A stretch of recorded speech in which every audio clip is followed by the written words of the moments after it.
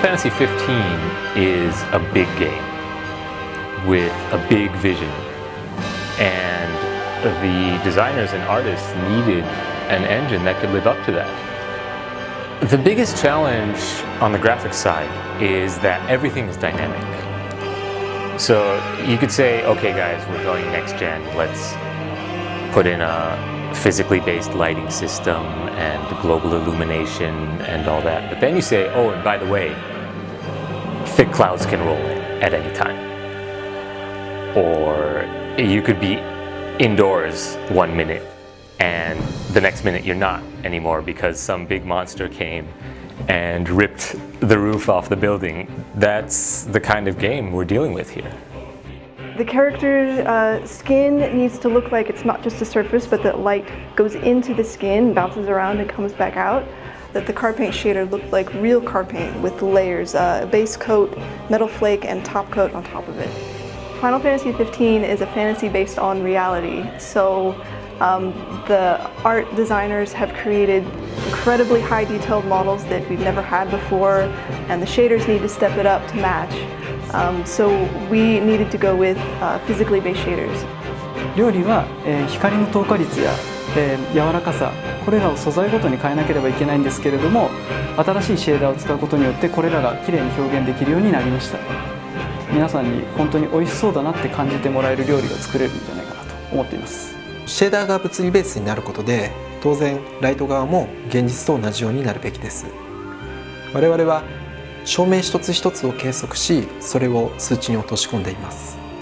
輝度や照射範囲を確定したライトアセットがあれば、街の照明配置が正しくデザインできますし、太陽の光も HDR で1日分を計測していますので、ゲーム画面の露出が現実の昼夜と同じスケールを持つことができています。When speaking of the Final Fantasy games, I think a lot of people might think of the effect. Like with the new system, we can generate a lot more particles, like tons of particles, and we can let them move and interact with the environment by their own. So one of the big focuses for Final Fantasy 15 is really to ground our animations in the environment in a realistic way. As much as possible, our goal is to remove any of the disconnect between character motions and nearby terrain, objects, and dynamic forces. We've got a lightweight parkour system, so you'll have some freedom to navigate over fences and other obstacles. Humans and monsters will look around dynamically. We do a good job making sure that limbs, etc. aren't going to penetrate the environment. We've also got a homegrown system to physically animate clothing, hair, and grass. Most deaths are ragdoll influenced, so you'll even be able to sever some body parts.